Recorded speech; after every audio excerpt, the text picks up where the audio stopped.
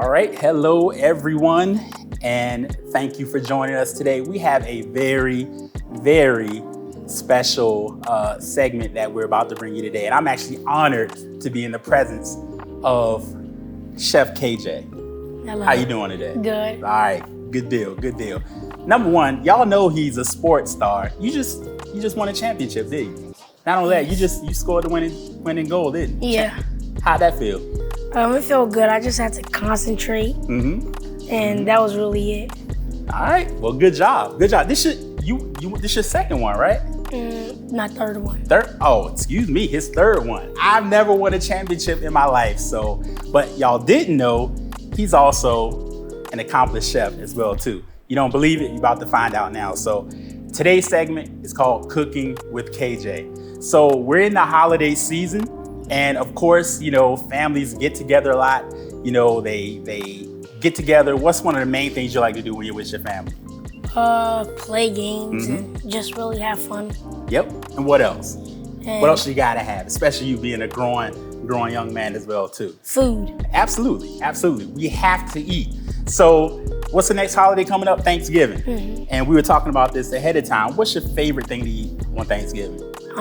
Macaroni and cheese. Macaroni and cheese. And I like that answer because usually a lot of people think of the turkey, the ham, all the meats and stuff. But to me, the stars of the show are these side items. So we're gonna focus on some delicious side items today that anyone can make that can be the star of the show. And if you notice, KJ, you're only 10 years old, right? 11. 11 years old. He's flaming it up in the kitchen already, so there's no excuse for any of you out there to not be able to do this. And I was excited to do this as well too because my mother got me in the kitchen when I was young as well too. Even if you go on to do something else, it's always good to know how to cook in the kitchen. So we're gonna get started first with one of my favorite things. You love macaroni and cheese. My favorite thing to eat on Thanksgiving is a simple buttery dinner roll, okay? So we're gonna get started, and just so you know, we're gonna go through the whole process of making it. Chef KJ will be mixing it as I narrate what to do. And just know, we will be putting the recipe up there so you'll know exactly how much of each ingredient we're gonna be adding in there. So you'll be able to follow along with us. All right, so the first thing we're gonna do, we're gonna start with our sponge. In our sponge, we have all-purpose flour, water, honey, and a little bit of yeast. So KJ, all you need to do is mix all of the ingredients right into your flour. While he is doing that, the purpose of a sponge, it makes a difference between a bland roll and a flavorful roll. So basically, I always like to make my sponge first. Now the trick is you need to let it sit for at least an hour, no less than an hour. But for the best flavor, do it the day before and let it sit 24 hours. All right. All right, after you get all that in there, then just go ahead and take your whisk and just give it a good stir. And basically it's gonna look like pancake batter.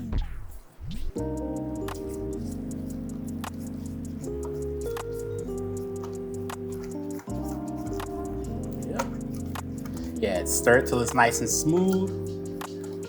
Get any dry ingredients off the side. Yep. And there you go. That is your sponge right there. That's good. Good job. All right. So basically, you see, you just have like a nice pancake batter consistency. This is your sponge. We're gonna let this sit for at least an hour at room temperature. If you do this a day ahead and you let it sit for 24 hours, after the first hour, put it in your refrigerator and let it sit there. So we're gonna let this sit for an hour real quick and we'll go to the next step when we come back. So basically, this just smells like sweet pizza dough. I just want to eat it. It smells delicious. I like hearing it. All right, so we are back and we let our pre-ferment sit for an hour. Ideally, like I said, I like to let it sit overnight, but for the purpose of taping, we're just going with the hour for today. But the next step we're gonna do is we're gonna add our dry ingredients. So in the bowl, we have our all-purpose flour and a little bit of milk powder. We also have a little bit of yeast here. Go ahead and put that yeast into the bowl, mix it all together with your hand. Yep. So it's all nice and incorporated. And then what you're basically gonna do is you are gonna just sprinkle all of that dry ingredients over your pre-ferment until it's all covered. We're basically making, I call it a blanket on here.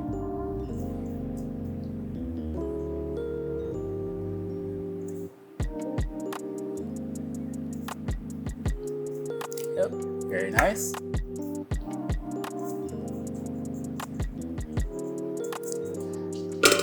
Now, what I do is typically when I'm making my rolls, I'll get up early in the morning, I'll do this step here, and I just let it sit at room temperature. What we're looking for is almost your pre-ferment is gonna erupt in there like a volcano almost. And basically, it will look like this. You can go ahead and unwrap that there. You can unwrap that one there.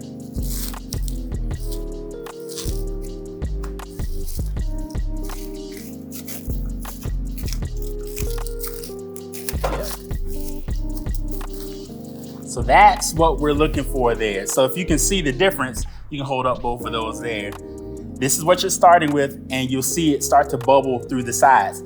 All of that is flavor. That's what I like to think about. That's that fermentation process going on there, all right? So we're gonna get our mixer set up real quick. We'll come right back, we'll get it mixed, and we'll go through the final stages there.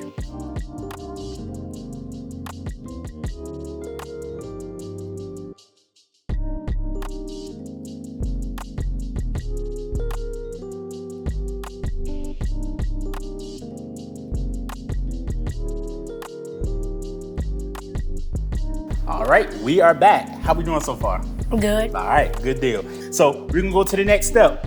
After we received our blanket has started to full, you're gonna just put all of that into the bowl. There you go. Scrape all of that goodness in there. And we're also gonna add our butter to it as well. Again, you will be able to get to the recipe by scanning that QR code. So trust me, every single detail will be on there. Yeah, get all of that in there. You want all that, scrape all of that in there. Yep. All right, cool. And then go ahead and add your butter.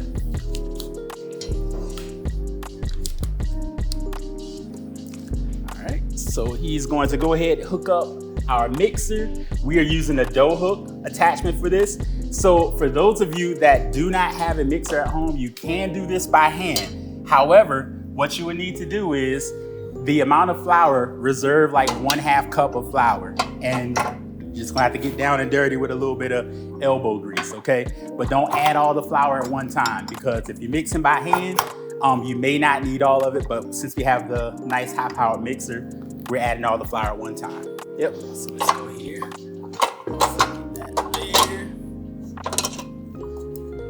All right, let's raise the bowl. And basically you're gonna turn it up to number 4. And all we're doing is, we want to let the dough mix until it forms like a solid little shaggy piece of dough. You wanna make sure there's no dry bits left over. It's gonna be all incorporated together. The butter is gonna be mixed into the dough as well.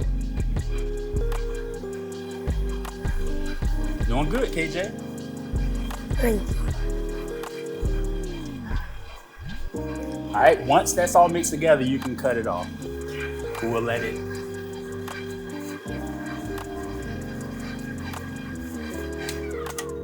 All right, so you can let it sit there for 1 second. So what we're gonna do now, we're just gonna cover this up and let it sit for 20 minutes. And then we're gonna come back for the next step. That's usually what you would do. We're actually gonna go ahead, for the sake of getting all the steps on camera, we're gonna go ahead to the next step. So what you're gonna do now is you're gonna add in all of your salt. All right, and what you're gonna do, you're gonna turn on your mixer to high speed, to the highest setting. And we basically just let it all come together to a nice, smooth dough. Now, typically this will take 7 to 10 minutes, but again, we kind of pre-prep ahead so we can keep going to the next steps for you. But you're just gonna let this, when you start mixing it, it's gonna start cooling down in the bowl and almost look like it's really wet. You let it mix until it pulls from the side of the bowl. I call it the cleanup stage, and it's one solid, shiny, smooth piece of dough. All right? So you can go ahead and stop that there because we have some done already for you. So basically we have this is what the dough will look like when it's all done. And what we did was we sprayed our bowl, we lightly kneaded the dough on the table, and then we put it in our bowl, spray it one more time, and then we cover it with plastic wrap, okay?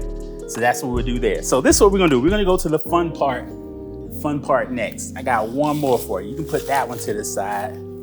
This one's completely proofed. And what we're gonna do, we're gonna start prepping to shape our rolls. So I got something for you here. I have some melted butter and I have a pan for you. What I want you to do is I want you to brush the butter all around the entire pan. Be generous with me. And while he is doing that, we're gonna start portioning our dough to make our rolls.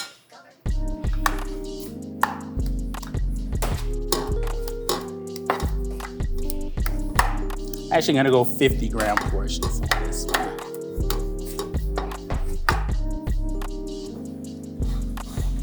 What we're gonna do, me and KJ, we're gonna shape these together.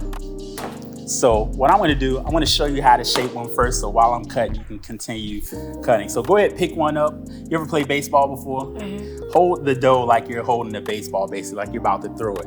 And basically, you're gonna just keep your hand in a dome shape. What you're gonna do, place it on the table, like so. You're just gonna roll it around, but keep it tight to where the dough starts to tighten up. Yeah, there you go. Keep your outside fingers a little tight there. Yep, keep it just like that. And kind of put a little pressure on it. Yep. And then you get a nice dough like that. So all you do, you're doing it good, just tighten up on it. And you can kind of mash down on it a little bit. And then also for the people at home, if it's a little hard to do it that way, you can do it the old way where you can kind of cup it in your hand and roll it like that too to start with. Just kind of mash it down. And don't be afraid to, there you go, just like that. All right, so we're gonna keep that going. As you get it done, what I want you to do is you're gonna line them up in your pan. You're gonna do 4 down and 3 across, so you should have 12 total on there. So just keep on rolling.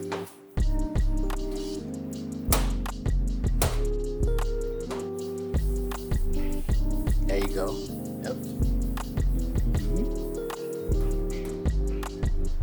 You can put one more row. We can get, yep. There you go. Yep. There you go, perfect. And after you get all those in there, go ahead and brush them down with butter. And then after that point, once they're brushed with butter, we're gonna cover it with plastic wrap and let them double in size. And then we'll do one more brush and then put them in the oven.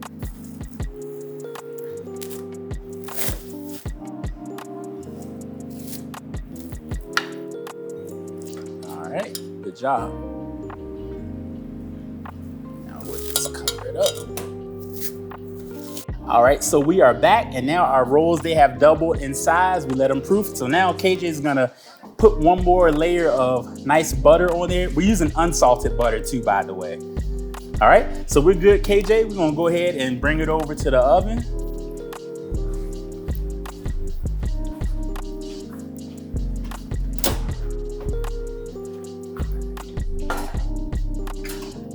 All right, just let them go in there. Take them out when they're golden brown.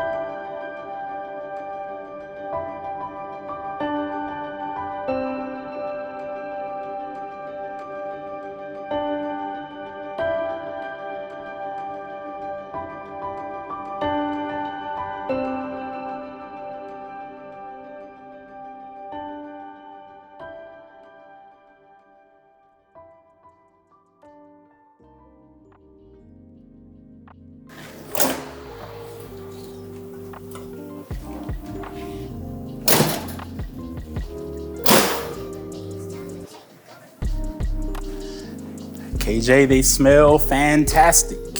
Let's go ahead and put a nice layer of butter on there.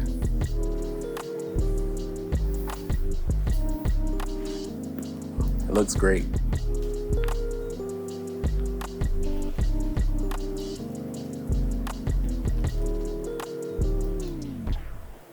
Think you can make those again? Yeah. I tell you, your family eat them. They're like, hey, I want some more. Yeah, do that. That'll be great. Fantastic. And it smells amazing. I wish you could smell it through the camera, what it smells like there. All right. Now it's all that's left is to taste it.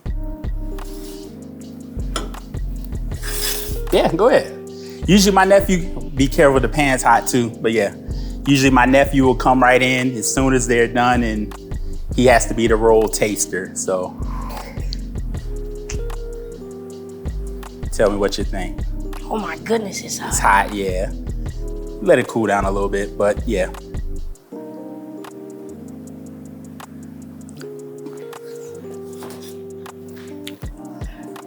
Very good. And I like my rolls like this because it's not too thick in the inside, but it's kind of chewy. Yep. Good deal. Good job, sir. Another job well done. All right, so we're gonna reset. We're gonna come back and make macaroni and cheese. Resin. Like, look at it. It's like glossy, like clear glue. Still gonna mix some. I just had some done so that we can eat it, yeah. Yeah, so you can eat it, and so we wouldn't have to wait forever for it to cook either, too. So. So, personally, I love macaroni for the different types of cheeses. Like, I love it for some the smoked Gouda and all of that, and I just love the cheeses. And I also like pasta, so that's also one of the reasons. I tell you what, KJ, you were talking my language. Smoked Gouda is probably one of my favorite cheeses out there. My second favorite is either pepper jack or Swiss. Do you like blue cheese? Cheeses like that as well too. That kind of had they got that funky odor to it, but that nice taste to it. Sometimes, when I think of, I've tried it before, but I think I didn't like it because of the look of it. It kind of looks like mold. Yeah, actually, that's a good thing you brought it. It actually is mold. It is mold, but it's cultured that way for it's supposed to be that way, but actually, technically, it is mold. So, good eye. All right, and we're back, and next we're gonna be making Chef KJ's favorite 5-cheese macaroni. All right, so what we're gonna do first is we're gonna add this butter here and the flour. Add it to your pot. You add all of it in there. And then once that's melted down, we're gonna add flour. Have you ever heard of a roux before? You know what a roux is? Okay, roux is basically equal parts flour and water. We'll let that melt down first. Equal parts flour and butter. And basically, we're gonna be making what we call a blonde roux because we're not gonna get a lot of color on there, but it's gonna be a thickening agent for our cheese sauce. So as soon as this is all melted down, we're adding a half a cup of butter. We're gonna add a half a cup of all-purpose flour to it as well. You go ahead and grab your whisk and kind of stir that down in there. Once all that butter is melted down, go ahead and add your flour in there. Typically a roux, a lot of times you're eating like jambalayas and stuff like that. Creole dishes, they use a lot of roux in their dishes as well. Me and Kyle were talking about it earlier. We actually also use roux for making gravies as well too. All right, go ahead and add in your flour. You dump it all in at once. And basically all you're gonna do is you're gonna take your whisk and stir it together till it makes like a light paste. Go ahead and stir it together. I've never added flour and butter together. And you're gonna see it's gonna form like a loose dough. That's our roux, but we're gonna let it cook down. The reason we call it a blonde roux because we're not letting it get real dark, but the whole point of it is we want the flour to cook out. We don't want to have that floury, dry taste to it. So yeah, just keep stirring. turn the heat down a little bit. And after it gets, keep stirring, probably like another 10 seconds or so, I'm gonna slowly start adding our milk to it. All right. Add a little bit of the milk to it. Go ahead and stir that in. Now what you're gonna see is after you start adding your milk, it's gonna start thickening up. We slowly keep adding milk till we thin it out.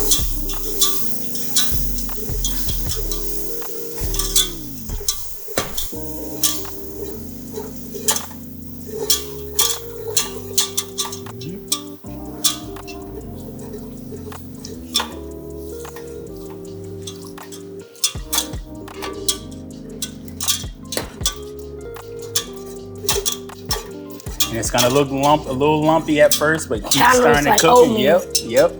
And by the time it's done, it'll be nice and smooth.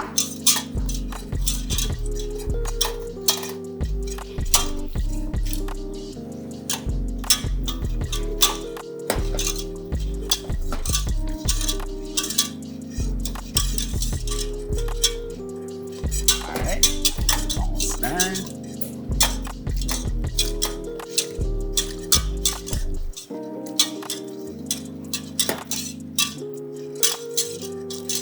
I'm using milk, but you can also use portions of milk and half, or milk and heavy cream. Some people use condensed milk as well too. I know my mother uses condensed milk a lot. All right, just gonna keep adding that last of the milk in there.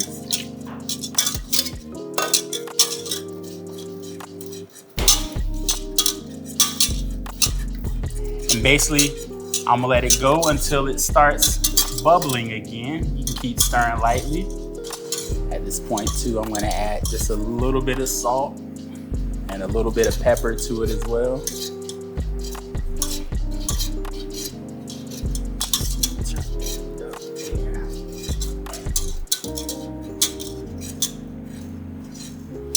All right, you can let it go for 1 second. It should start to bubble in a second. Yep. All right, go ahead. So we're gonna start adding our cheddar cheese in there after it starts to bubble.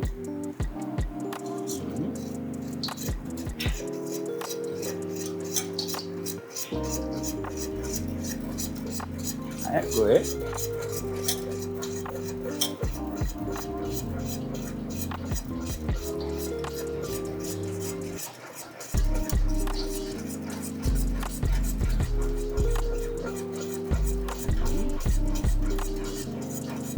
Very nice.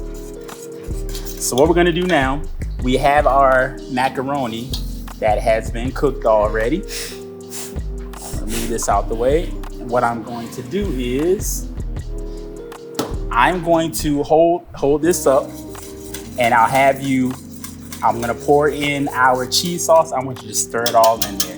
Hand me that bowl there. Just put this in there. All right. Go. Just pour it all in. Scrape all that out. Yep.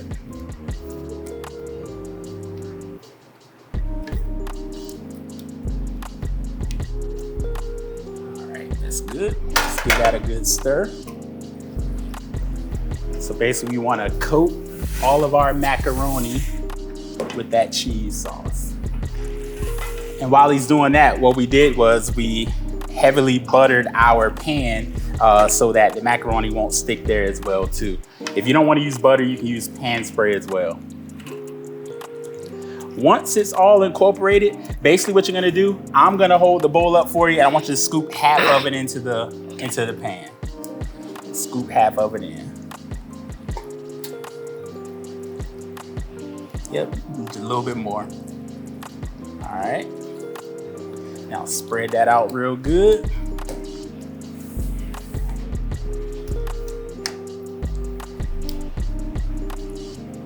Great job, great job. Get all in the corners and everything.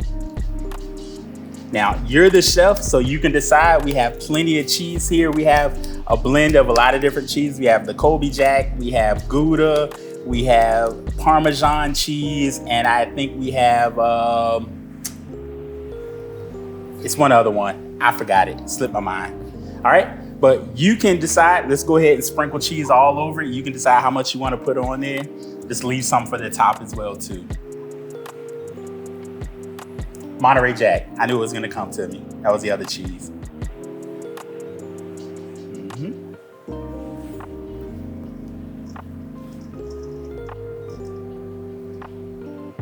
All right, and once you get that in, we're gonna scoop the rest of the cheese over the top and spread that out real good.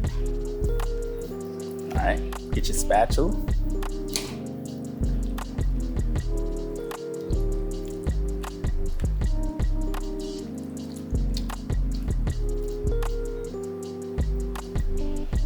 All right, spread it out.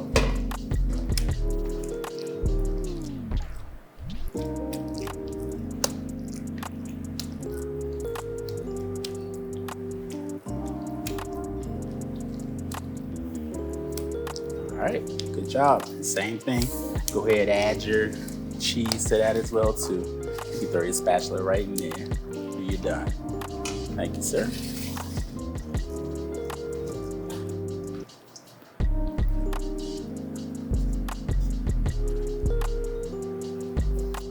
Like a professional. How many times you made macaroni before?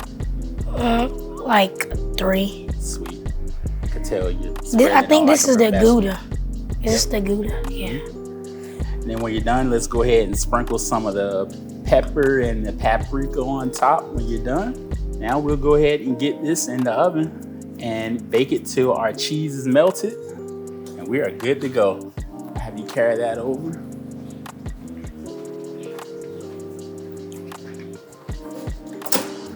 Be careful. Got it. Gotcha. Yeah, good job. Thank you. All right, we'll be back when it's nice and golden brown. Where you learn that? Should have hit the salt bay. I started to say that. Where you learn that technique? It was real. I just made it. It's just to get it to spread evenly. I just like do it like this. I'm not sure. I just made it up, and it just worked for me. I didn't even know they do it like that. I just started doing it.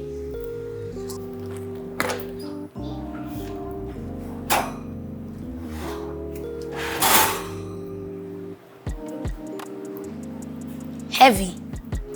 Fantastic job, sir. And that's your favorite thing to eat as well, too. Great job, great job. We have our finished macaroni and cheese with 5 cheeses in there. So enjoy.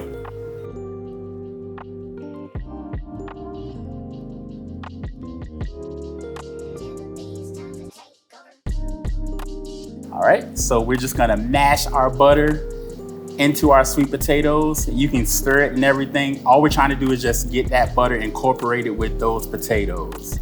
I like to do that first before we add the other ingredients, just so the butter is properly melted. We don't want to, some people will say, hey, you can just melt the butter and add it in there. We're not trying to make the consistency too loose, so as long as the butter is soft, you're good and you have warm potatoes. Yep, looking good. Get all that in there. We're using a spatula, but if you have one of those potato mashers, you can use those as well too. Nice. Now the rest will be easy. After the butter is incorporated in there, we can actually switch over to the whisk. All right, get all that potato off of there, and we can add the remainder of our ingredients. So I'm gonna add, and you can go ahead and get your whisk. I'm gonna add all this in there and I'll have you stir it up. Okay. I'm gonna add a whole egg. I'm gonna add vanilla.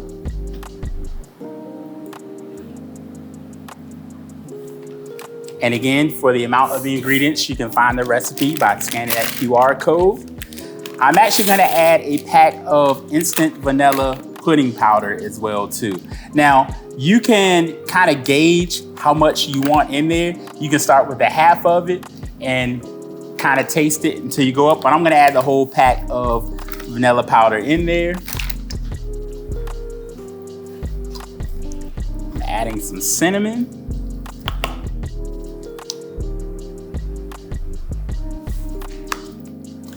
A little bit of nutmeg.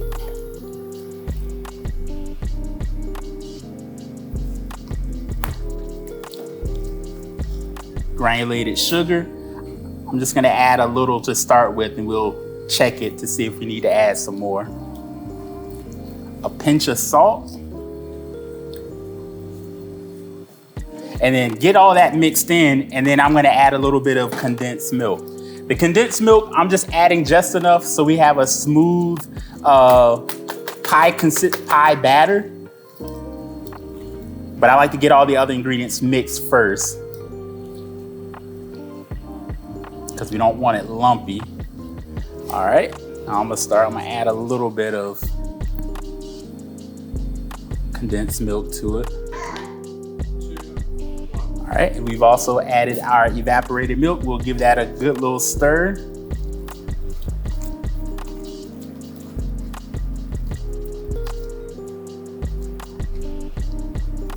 So KJ, the next step, I'm gonna have you put it in the shell and you're gonna spread it out. So now we have our nicely mixed pie batter. I'm gonna put it in the shell and KJ is gonna smooth it out nice and evenly.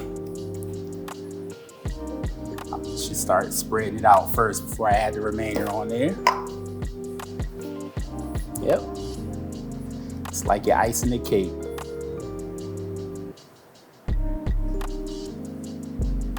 They give you a tip too. When you're filling the sides, use the tip of your spatula. So let me show you. So if you're doing it like this, just take the tip of it there, just kind of push it into the sides and move it around.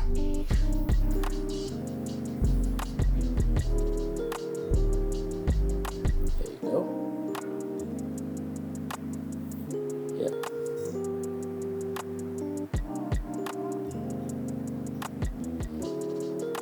Nice and smooth.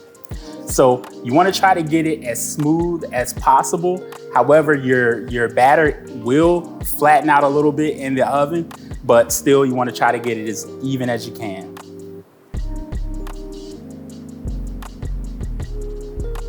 Okay, I see you there. And if you want, you can kind of scrape some of that excess off there. Yep. Yep, there you go. Keep spreading it out.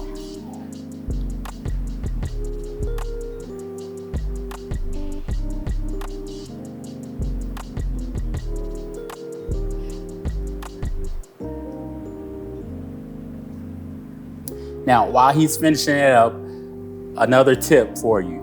I like to bake the pie at 350 degrees. However, if you are using a convection oven at home, one that has a fan blowing in there, you want to lower the temperature by 25 degrees. So instead of 350, set your oven to 325. But if you're using a standard oven without the fan, set it for 350 degrees.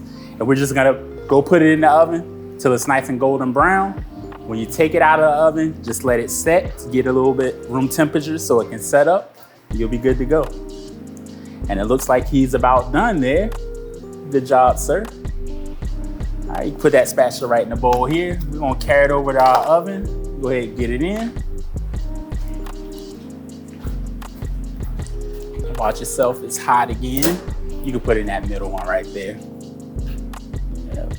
Slide that in there, all right. All right. When it's golden brown, we will take it out.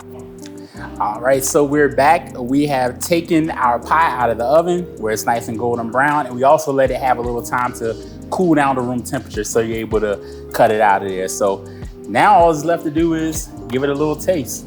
So yeah, let's give it a little cut.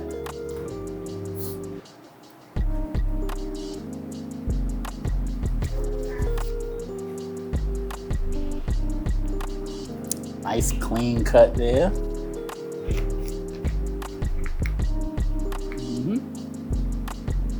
Very nice. Nice cut there, sir. Grab me a little piece as well. All right, go ahead and enjoy. While you're eating, Chef KJ, it's been a pleasure cooking with you. And I hope you, anything you think you're gonna make again? I'm making a roast definitely for Thanksgiving. Yeah, do that. You did a great job on it. So thanks for the help, sir. Thanks for showing me a thing or two. Dang. I appreciate you, sir. All right. And until next time, you guys have a great holiday. And there should be a link down at the bottom as well too. If you're just at home cooking with the kids, it doesn't matter what you're cooking, just send in some pictures of you cooking with your family over the holiday. We love to see it. All right. Thank you all very much and have a happy holiday.